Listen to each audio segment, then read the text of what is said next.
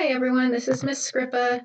I'm just uploading a video really quickly to show you guys some more information about food webs and make sure that we're on the same page.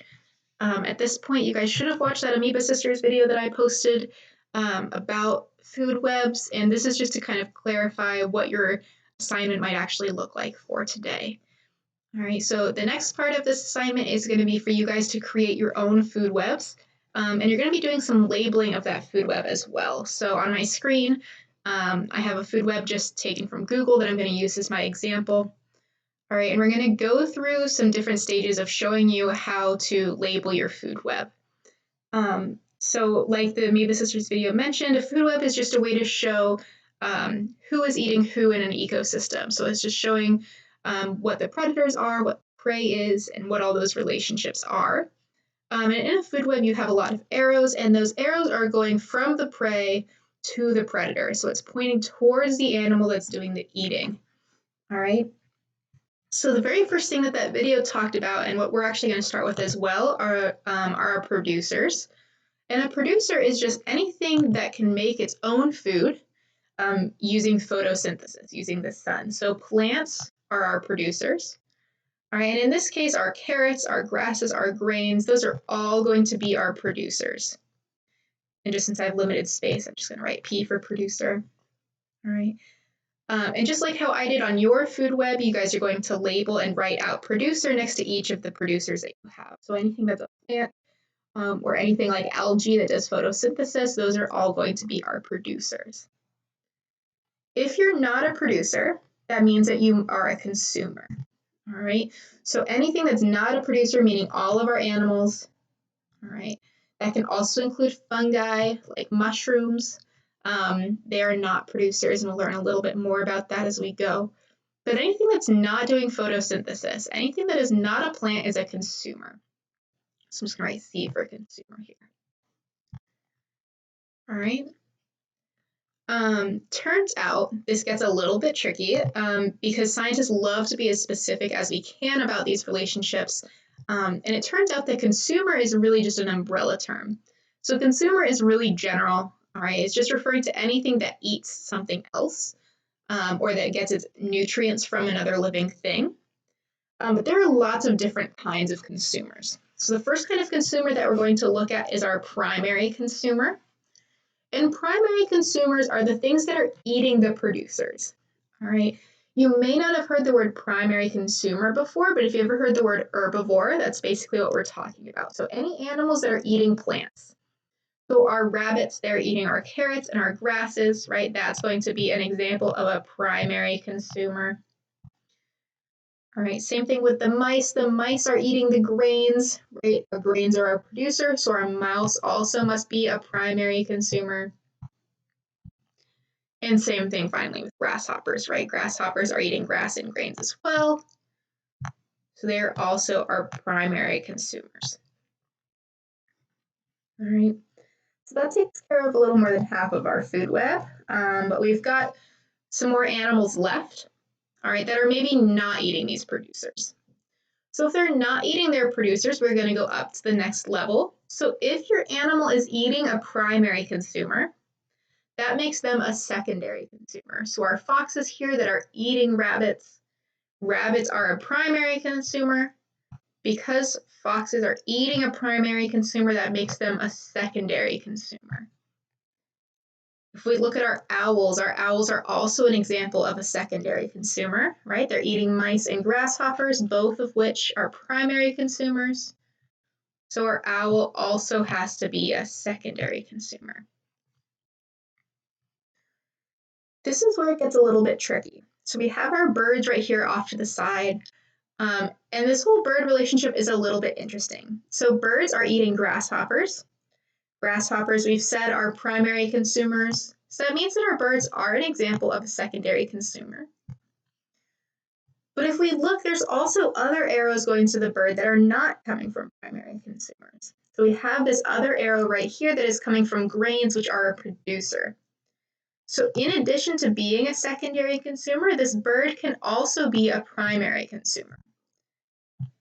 All right, and that is fair game.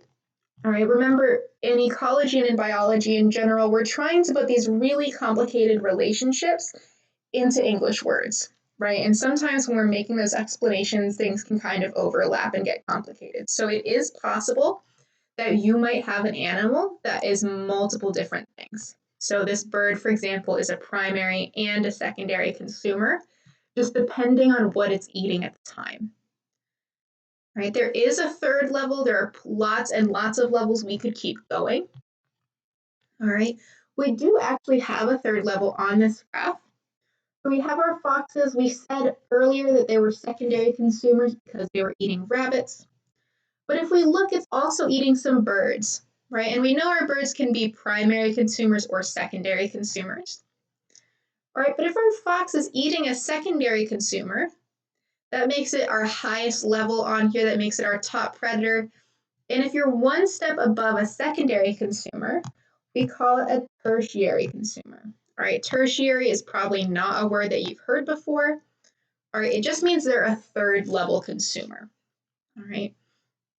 It is very possible that during your assignment that you're going to start after this video that you may have some tertiary consumers. All right, so just keep that in mind that you might have that third level of consumer. Like the Amoeba Sisters video mentioned, we don't really show our decomposers on here, right? Decomposers are very, very important. That would be our bacteria, as well as maybe some fungi like mushrooms that are going to help break down these organisms after they die. But we don't typically show that on a food web just because the arrows get really, really crazy. So just keep that in mind that this is not necessarily a complete picture with the whole story.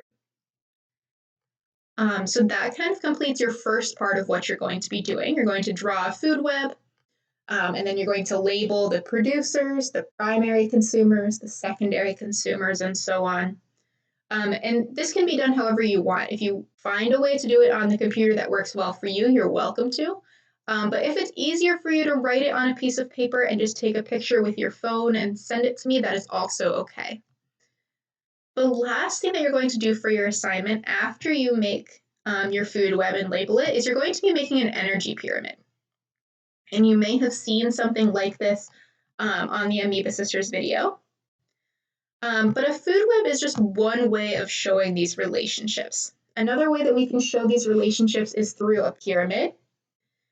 All right, and a pyramid is just lumping all of those different levels together. So we're going to start at the bottom of our pyramid. And we always start on the bottom with our producers. All right, so this is like our producer level. And all you're going to do is you're going to list each of your producers in that level. So our producers were carrots, grasses, and grains. I'm going to apologize in advance for the way that I'm going to write on this computer. All right, carrots. I'm going to shorten grasses and grains. Oh gosh, I apologize for my writing. All right, so that's our producer level. Then you're going to keep going. So one step above those producers then get eaten. Those producers get eaten by the primary consumer, so that is who is going to be in this level right here. All right, and in this level, we're going to have our rabbits, our mice, and our grasshopper. I'm really going to shorten this one. Mice, rabbits, grasshopper. We do have some kind of funky things going on here with our birds that are primary and secondary consumers.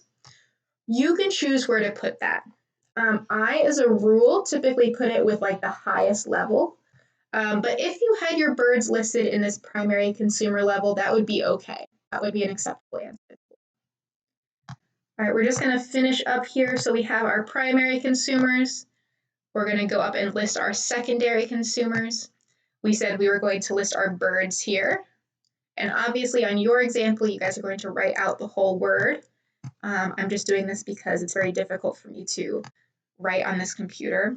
I'm recording right now. We have some other secondary consumers as well. We also have our owls. Put O for owls. All right, and if we're following our rule where we're putting our organism at the highest level that it's considered, that would mean that our foxes are going to be the top.